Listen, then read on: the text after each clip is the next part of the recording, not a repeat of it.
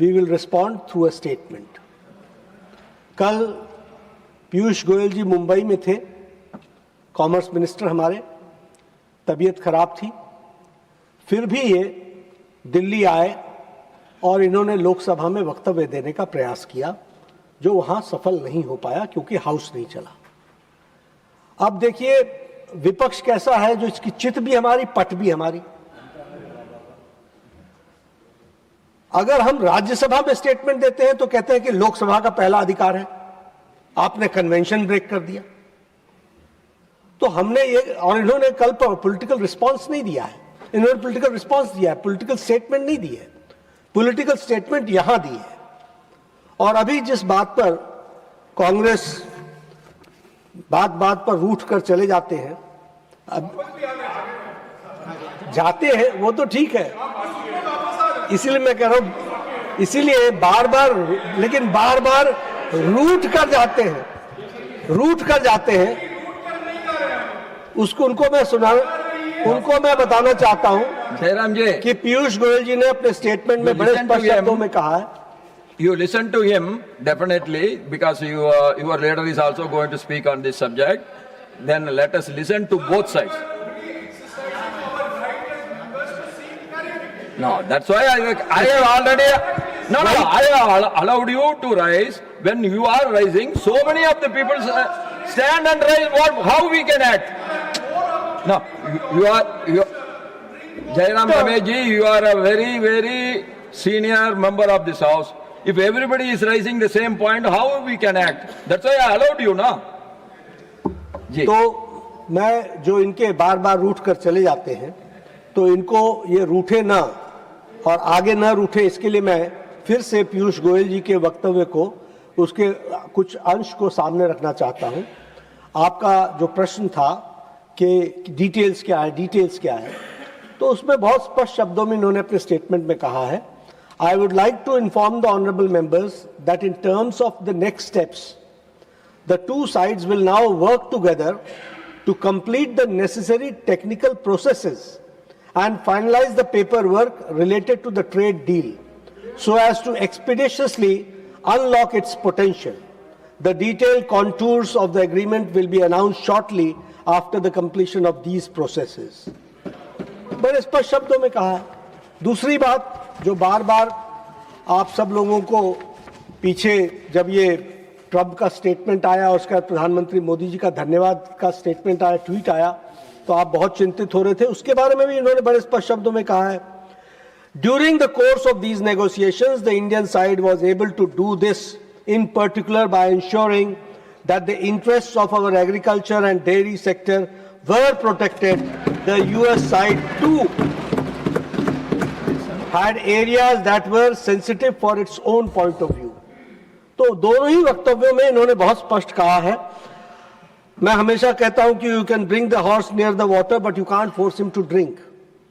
हम आपको दृष्टि तो दे, ज्ञान, आंखें तो ठीक कर सकते हैं, लेकिन दृष्टि नहीं दे सकते हैं, वो तो आपको ही अपने आप में स्थापित करनी पड़ेगी। तो मैं इतना कहते हुए राष्ट्रपति अभिभाषण पर अपने वक्तव्य को रखना चाहता हूं।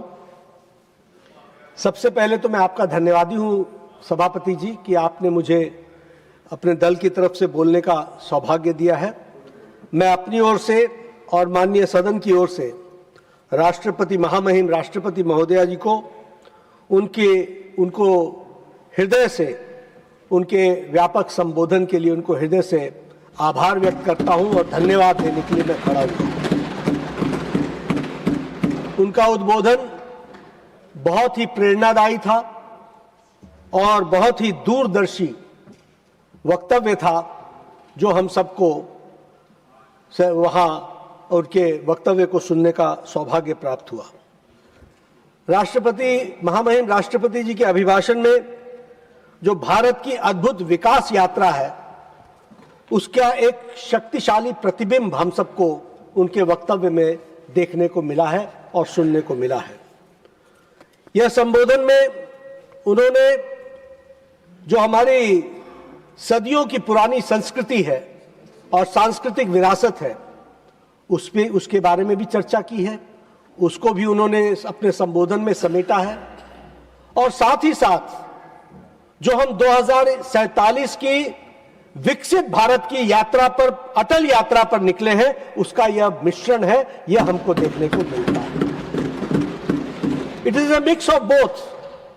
जो हमारे ट्रेडिशंस हैं, जो हमारे कल्चर है, उसको भी उन्होंने समावेश किया है, और साथ ही साथ जो हम डेवलप्ड इंडिया की तरफ बढ़ रहे हैं, उस रोड मैप को भी उन्होंने अपने वक्तव्य में मिश्रित करके उन्होंने उसको रखने का प्रयास किया है। और ये एक तरीके से देखा जाए तो 150 करोड़ हमारे जो भारतवासी हैं,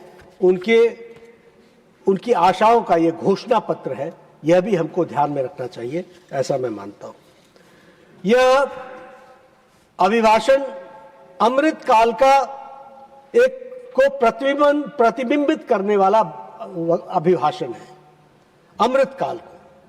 और जैसा कि हम जानते हैं कि जहां इसमें उपलब्धियों पर भी चर्चा है, वहीं जो महान भविष्य के लिए जो हमने जो रास्ते तय किए हैं, उसके बारे में भी, भविष्य के बारे में भी हम किस तरीके का रास्ता लेंगे, इसके बारे में भी इस अभिभाषण में चर्चा है।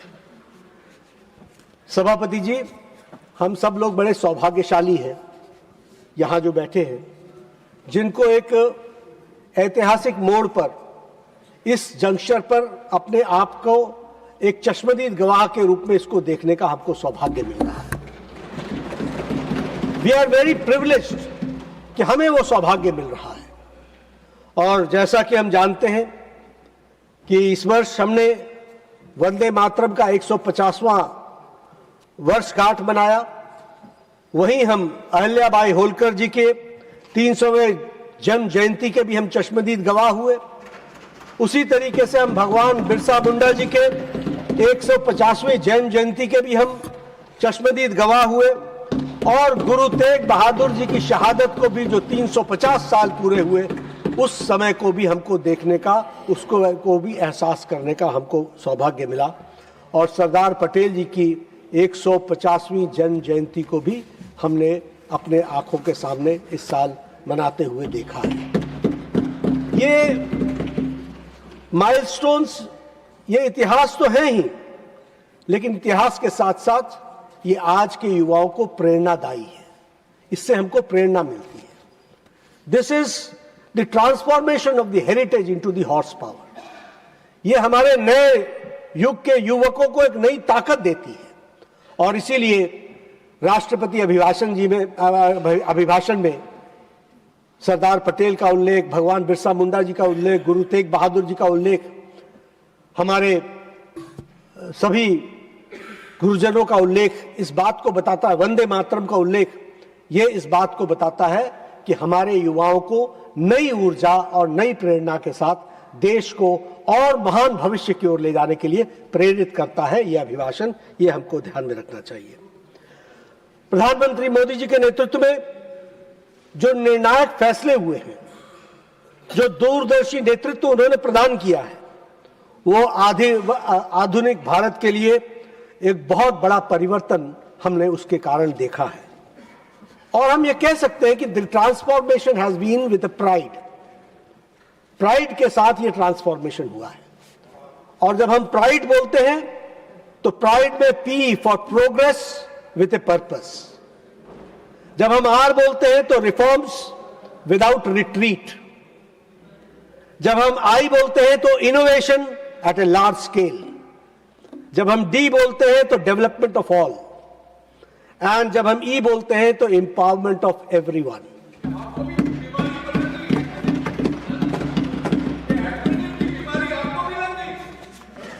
जो अच्छी चीज होती है वो मैं हमेशा लिया करता हूं।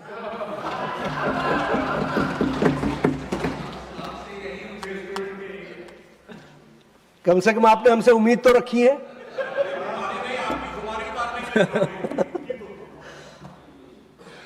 हम कहां से चले थे और हम कहां पहुंचे हैं, इसका भी अभिभाषण में उल्लेख भी है और उसकी चर्चा भी है।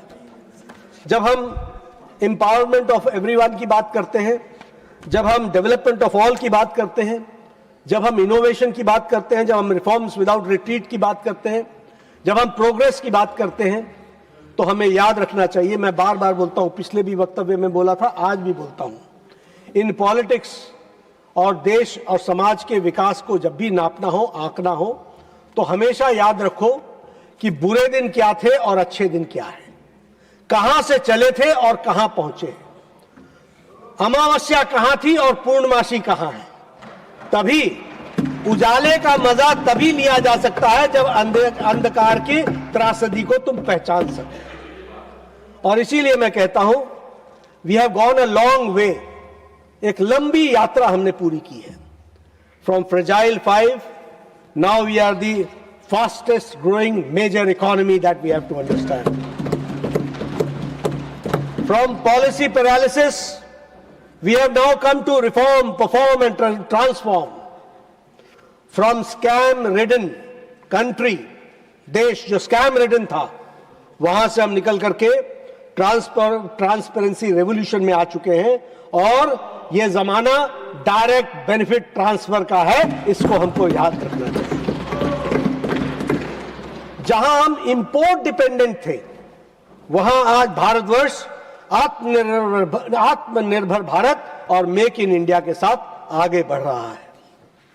प्रधानमंत्री मोदी जी ने सही कहा है कि हम 2026 में, जब यही समय है, सही समय है, तो अब 2026 में हम अमृत काल के दूसरे क्वार्टर में हम चल रहे हैं। हमने पहले क्वार्टर में इकोनॉमी की, देश की विकास की नींव रखी, हमने देश को रेजिलिएंट बनाया, और रेजिलियंस के साथ साथ अब अगले 25 वर्ष जो है, वो 25 वर्ष फाउंडेशन विद एन एक्सेलरेशन, इसकी नींव को एक्सेलरेट करना है, और अगले 25 सालों में हमें विकसित भारत को अचीव करना है। इस बात को इस अभिभाषण में उसको हमको देखने को मिलता है।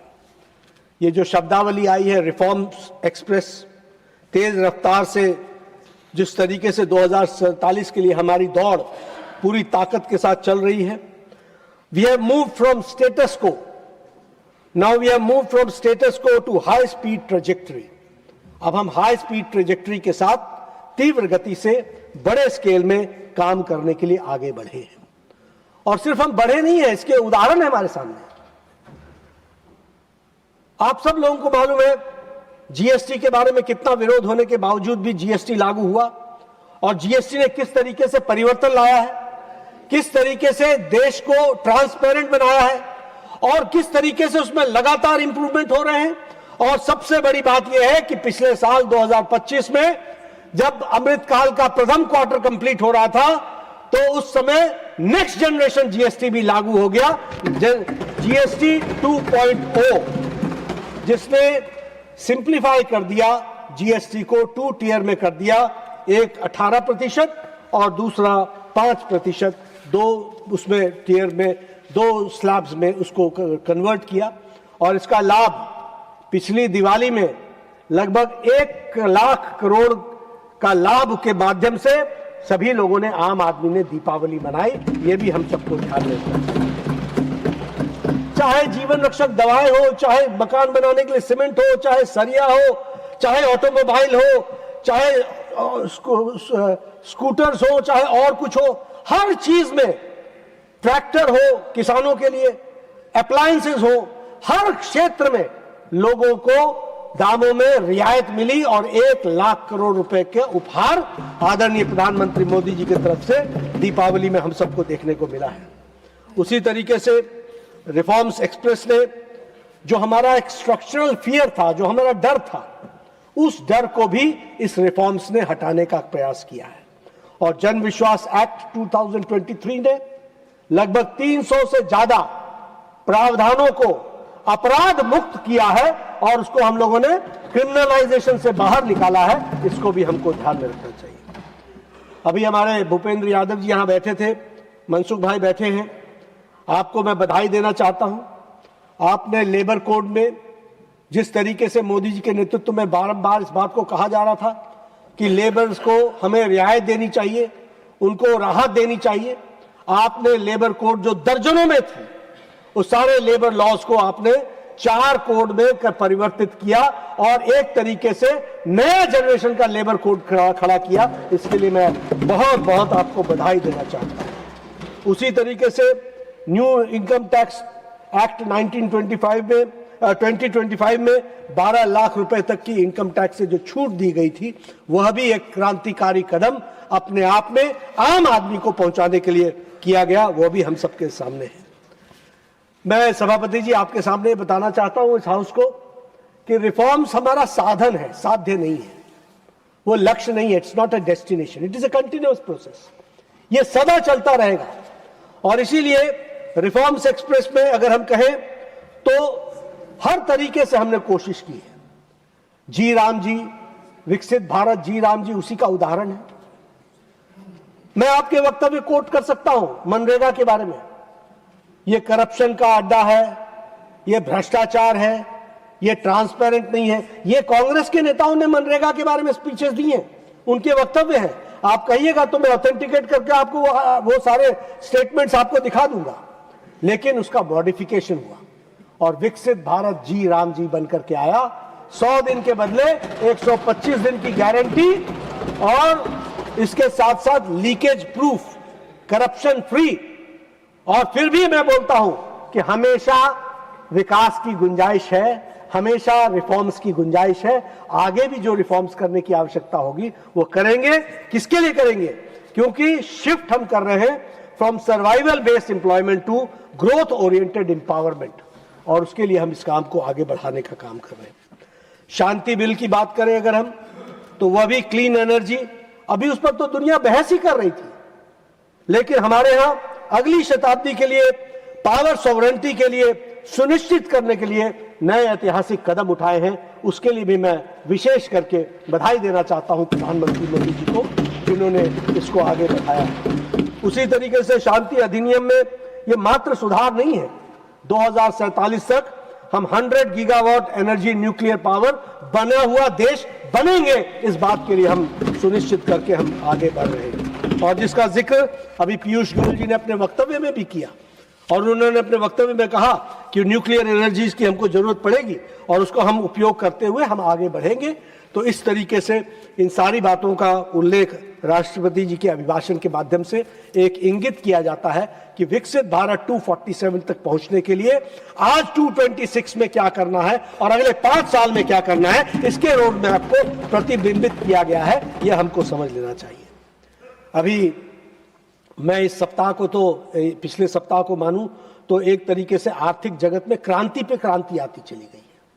पहले वो यूरोपियन के यूनियन के साथ हमारा समझौता, फिर इकोनॉमिक सर्वे, फिर क्रांतिकारी बजट और फिर इंडो यूएस डील, एक के बाद एक श्रृंखला में ये सब हमको देखने को मिला है। अगर मैं इकोनॉमिक सर्वे की बात करूं तो आर्थिक सर्वेक्षण जो 2025-26 का आदरणीय निर्मला सीतारमण जी ने जिसको पेश किया, उसमें बड़े स्पष्ट शब्दों में सामने आया है कि यह सबसे तेजी से बढ़ती हुई प्रमुख अर्थव्यवस्था बनी है, सबसे तेजी से, जिसमें रियल जीडीपी ग्रोथ 7.4% दर्ज की गई और जिसमें सबसे कम इन्फ्लेशन यह भी दर्ज किया गया है। अप्रैल से दिसंबर 2025 के दौरान औसत हेडलाइन इन्फ्लेशन was 1.7% ओनली। यह भी हमको ध्यान में रखना चाहिए। जब हम राष्ट्रपति अभिभाषण की चर्चा करते हैं तो हम इधर उधर के कुछ उदाहरण लेकर के चर्चा करें, वो ठीक नहीं है। जब हम राष्ट्रपति अभिभाषण की चर्चा करें तो हमें फैक्ट्स के साथ क्या देश कहां जा रहा है, किन पैरामीटर्स पर जा रहा है, इस पर हमको चर्चा करनी चाहिए। और इसीलिए मैं कहना चाहूंगा, वर्ल्ड इकोनॉमिक फोरम के चीफ ने क्या कहा है, India can add 20% to the global growth this year. Bharat global growth में 20% का कंट्रीब्यूशन करेगा। ये हम नहीं कह रहे हैं, अपने से मैं अपनी पीठ नहीं थपथपा रहा हूं। हमारे नेताजी को world economic forum, Modi ji को वर्ल्ड इकोनॉमिक फोरम का चीफ कह रहे हैं कि India can add 20% to the global growth this year. World bank का प्रेसिडेंट क्या कह रहा है? वर्ल्ड बैंक का प्रेसिडेंट कह रहा है, India has demonstrated that it can show exceptional growth. Exceptional growth. ये भी हम नहीं कह रहे हैं। अभी हमारा इंडिया यूरोपियन यूनियन के साथ ट्रेड एग्रीमेंट हुआ। ये ट्रेड एग्रीमेंट सिर्फ कोई दो देशों का ट्रेड एग्रीमेंट ही नहीं है, ये तिरुपुर के हमारे कारीगरों के लिए नई जान फूंकने वाला ट्रेड एग्रीमेंट है। इसको हमको समझ लेना चाहिए। ये कानपुर में जो चमड़ा के कारीगर काम कर रहे हैं उनके नए दरवाजे खोलने वाला एग्रीमेंट है। ये बेंगलोर में जो हमारे आईटी टेक के जो दिग्गज हैं उनको 27 देशों में विश्व का दरवाजा खोलने का रास्ता है। ये हमको समझना चाहिए ये इकोनॉमिक फोरम क्या है, और इसीलिए इसको मदर ऑफ ऑल डील्स कहा गया। और ये हमारे द्वारा नहीं कहा गया, ये यूरोपियन यूनियन के द्वारा कहा गया that it is mother of all deals. ये हमारे युवाओं को, लाखों लोगों को रोजगार देने की संभावनाओं को आगे बढ़ाता है। इसको भी हमको समझना चाहिए।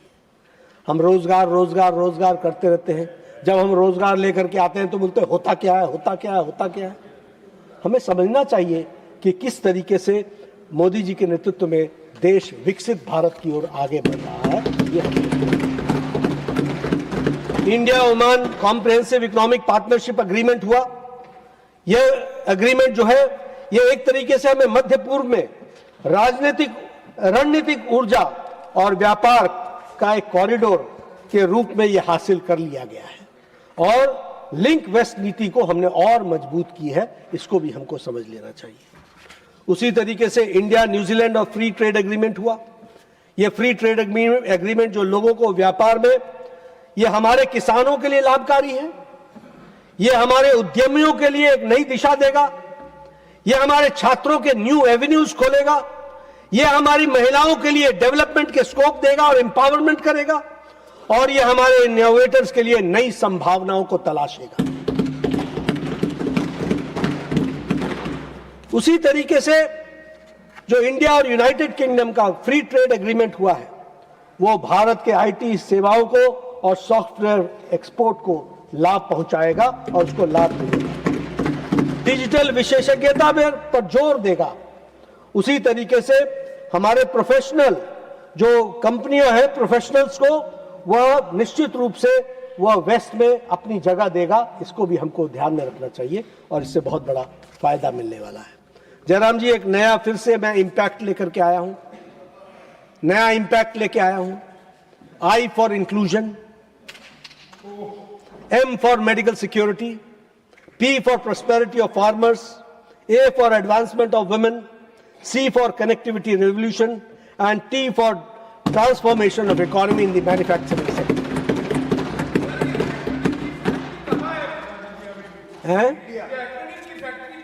इंडिया में आप जरा भारत को देखना तो शुरू करो। बहुत सामर्थ्य है, बहुत सामर्थ्य है। तो जब मैं इंपैक्ट की बात करता हूं तो उसमें इंक्लूजन को मैं बोलूंगा। तो इंक्लूजन की बात अगर मैं कहूंगा तो हम कहेंगे, आप कहते थे गरीबी हटाओ, गरीबी हटाओ, लेकिन गरीबी हटाते हटाते आपने मिडिलमैन पैदा कर दिए और मिडिलमैन के माध्यम से भ्रष्टाचार पैदा किया। आप ही ने कहा था 1 रुपया देते हैं 15 पैसा पहुंचता है। हमने तो नहीं कहा था, आपके ही प्रधानमंत्री ने कहा था। और गरीबों के नाम पर वोट बैंक लिया, बैंक भी नेशनलाइज कर दिया, लेकिन गरीबों को बैंक में जाने का मौका नहीं दिया। वो जनधन खाता खोला तो नरेंद्र मोदी जी ने खोला, वो भी हमको याद रखना चाहिए। आपने वोट बैंक के रूप में उनको इस्तेमाल किया, न घर दिया, न पानी पीने की व्यवस्था की, न उनको चूल्हा में व्यवस्था की कि कोई ईंधन आ सके, और न ही शौचालय दिया। ये सारी व्यवस्थाएं मानवता का इंक्लूजन अगर उनको किसी ने समावेश किया तो 2014 के बाद प्रधानमंत्री मोदी जी और उनको डिग्निटी से रहने का सौभाग्य मिला। और डिग्निटी का मतलब डी फॉर डायरेक्ट,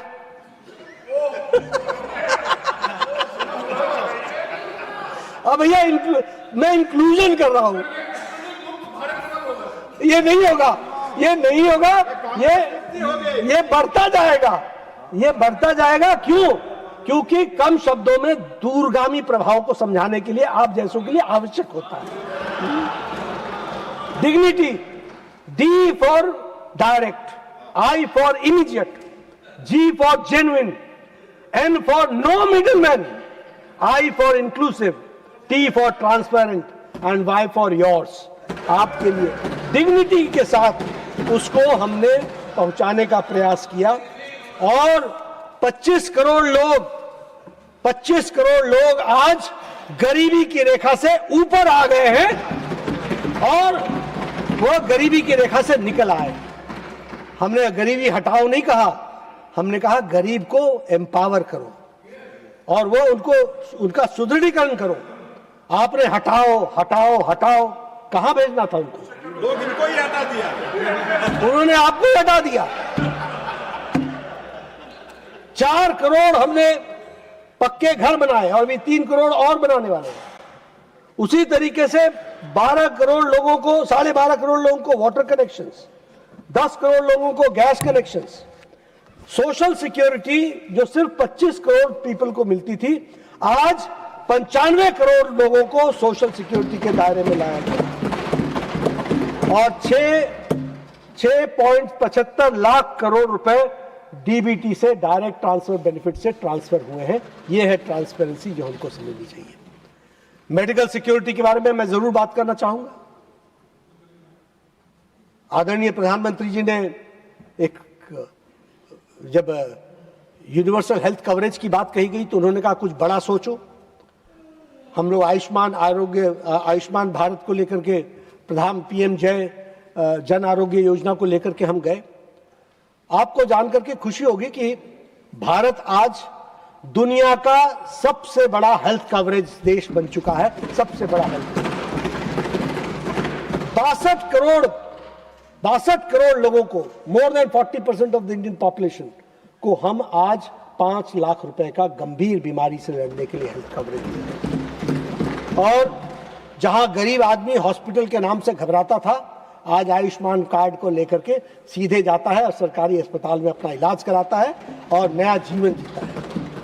आप सबने भी देखा होगा, मैं यहां पर इसकी बार बार चर्चा इसलिए करना चाहता हूं क्योंकि पुराने दिन आपको याद दिलाना चाहूंगा, मैं अंधेरे के दिन याद दिलाना चाहूंगा। आप भी, हम भी, सब प्रधानमंत्री राहत कोष की तरफ, मुख्यमंत्री राहत कोष की तरफ एप्लीकेशन लिखा करते थे।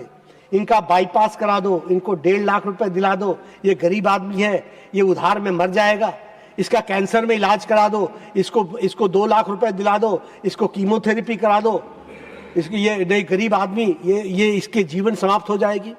और बुजुर्ग गांव में क्या बोलता था, अरे मैंने तो अपना जीवन देख लिया है, अब छोड़ो, बच्चों की पढ़ाई करवाओ, मकान मत बेचो, घर मत बेचो, आप बच्चों को आगे बढ़ाओ, मैंने तो अपनी जिंदगी जी ली है, मैं ऐसे ही जी लूंगा। इस तरीके का जीवन व्यतीत करते थे। लेकिन आज प्रधानमंत्री जन आरोग्य योजना और प्रधानमंत्री वय वंदन योजना के तहत आज बुजुर्ग भी 75 साल का आयुष्मान कार्ड लेकर के खड़ा रहता है और बोलता है मेरे बारे में मोदी जी ने चिंता कर ली है, तुम घर को आगे बढ़ाओ, कोई फर्क नहीं पड़ेगा। आज 11 करोड़ से ज्यादा लोगों का मुफ्त इलाज हो चुका है और लगभग 73 करोड़ आभा ID कार्ड्स भी बन चुके हैं। और सबसे बड़ी बात मैं आपके साथ शेयर करना चाहूंगा कि आउट ऑफ पॉकेट एक्सपेंडिचर पिछले 10 साल में जो 64.2% था वो घट करके 39.4% आ गया है। यानी पॉकेट से खर्च होने वाला एक्सपेंडिचर जो 64% था वो आज 39% पर आकर के खड़ा हुआ है। आज लैंसेट की रिपोर्ट बताती है कि कैंसर से आम आदमी का इलाज, कैंसर डिटेक्ट होने के 30 दिन के अंदर उसका इलाज शुरू हो जाता है और 90% लोगों का शुरू हो जाता है, ये लैंसेट की रिपोर्ट बताती है। तो यह मेडिकल सिक्योरिटी आम आदमी को देने का काम किया है। जहां तक प्रॉस्पेरिटी ऑफ फार्मर्स का सवाल है, 1.25 लाख करोड़ एग्रीकल्चर इंफ्रास्ट्रक्चर पे खर्च हुआ। कोरोना के तुरंत बाद एग्रीकल्चर इंफ्रास्ट्रक्चर पे खर्च हुआ। उस समय आप कहते थे डोल्स बांट दो, डोल्स बांट दो, डोल्स बांट दो। प्रधानमंत्री मोदी जी ने कहा डोल्स नहीं बांटेंगे, हम इनको एम्पावर करेंगे। और 1,25,000 करोड़ रुपए 1,25,000 करोड़ रुपए उस समय खर्च किए गए इसको उनको एम्पावर करने के लिए। डायरेक्ट ट्रांसफर्स में फार्मर्स को लगभग 4 लाख करोड़ रुपए प्रधानमंत्री किसान सम्मान निधि में दिया गया है। फूड प्रोसेसिंग कैपेसिटी हमारी अब 20 गुना बढ़ गई है। फार्मर प्रोड्यूसर्स ऑर्गेनाइजेशंस लगभग 10,000 एक्टिवेट हो गए हैं और हम फिश में सेकंड लार्जेस्ट प्रोड्यूसर बन गए हैं, ये भी हमको ध्यान में रखना चाहिए।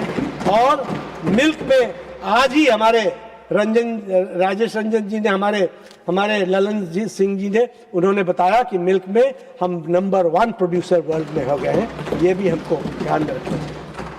अगर मैं नारी शक्ति की बात करूं तो महिलाएं सिर्फ बेनिफिशियरी नहीं है, अब वो लीडर्स बन गई हैं। 10 करोड़ वुमेन अब सेल्फ हेल्प ग्रुप से जुड़ी हुई हैं। 2 करोड़ बहनों को लखपति दीदी बन गए हैं और 3 करोड़ और बनेंगी, उसकी भी तैयारी चल रही है, ये भी हमको ध्यान में रखना चाहिए। कनेक्टिविटी में हमारे पास इनलैंड वाटरवेज सिर्फ 5 थे, आज 100 हैं। उसी तरीके से वंदे भारत ट्रेन, मैं अश्विनी जी आपको बधाई देना चाहता हूं, आज 150 वंदे भारत ट्रेन चल रही और ये मात्र 2-3 साल के अंदर ये 150 वंदे भारत ट्रेन चल रही हैं। 1000 किलोमीटर के आसपास मेट्रो रेल्स बन चुकी हैं। We are the 3rd largest network of metros now. Almost now 100% railways का इलेक्ट्रिफिकेशन हो गया है। उसी तरीके से अगर हम कनेक्टिविटी की बात करें तो हाईवेज, अंडरवेज, एलिवेटेड रोड, इसकी श्रृंखला लग गई है। और इसके साथ साथ अगर पहाड़ों की ऊंचाई में हमको याद करना हो तो चेनाब ब्रिज को याद कीजिए, और अगर समुद्र की गहराई को जानना हो तो पंबन ब्रिज को याद कीजिए। नए नए कीर्तिमान हमारी सरकार ने स्थापित किए हैं। जहां तक ट्रांसफॉर्मेशन ऑफ इकोनॉमी का काम है, बात है, हम मेड इन इंडिया से मेड फॉर वर्ल्ड की तरफ बढ़े हैं। अभी पीयूष गोयल जी कह रहे थे कि हम मेड फॉर वर्ल्ड बनाने वाले हैं। स्मार्टफोन, आज 1 लाख करोड़ जो स्मार्टफोन है वो एक्सपोर्ट्स हो रहे हैं, इंडिया से हो रहे हैं। उसी तरीके से मैं बार बार बोलता हूं, 10 years back we used to have phone made in China, made in Taiwan, made in Japan। आज हमारे पास जो भी स्मार्टफोन है उस पर मेड इन इंडिया लिखा हुआ है, वो मैन्युफैक्चर्ड इन इंडिया है। इलेक्ट्रॉनिक प्रोडक्शन हमारा 6 times बढ़ा है। इलेक्ट्रॉनिक व्हीकल्स हमने एक्सपोर्ट किए, लगभग 100 देशों को हमने एक्सपोर्ट किए इलेक्ट्रिक व्हीकल्स। उसी तरीके से डिफेंस का प्रोडक्शन हमारा 1.45 लाख करोड़ प्रोडक्शन हुआ है और डिफेंस एक्सपोर्ट्स हमारा 23,000 करोड़ रुपए का बढ़ा है। तो इस तरीके से हमने एक कोशिश की कि हम विकास की ओर आगे बढ़े और उस लक्ष्य को महामहिम राष्ट्रपति जी के अभिभाषण में प्रतिलक्षित किया गया है। हम पूर्वोत्तर की बात भी करना चाहेंगे, नॉर्थ ईस्ट की बात भी करना चाहेंगे। वैसे भारत में सबसे पहले सूरज की किरणें नॉर्थ ईस्ट पर पड़ती हैं, लेकिन सच्चाई ये थी कि वो विकास की किरणों से हमेशा वंचित थे। अगर एक्ट ईस्ट पॉलिसी लागू की तो वो प्रधानमंत्री मोदी जी ने की और मुख्य धारा में लाए और सूर्योदय सही मायने में होने लगा नॉर्थ ईस्ट का, तो वो अब होने लगा है, वो भी हमको समझना चाहिए। पहली बार बॉर्डर स्टेट मिजोरम, आइजॉल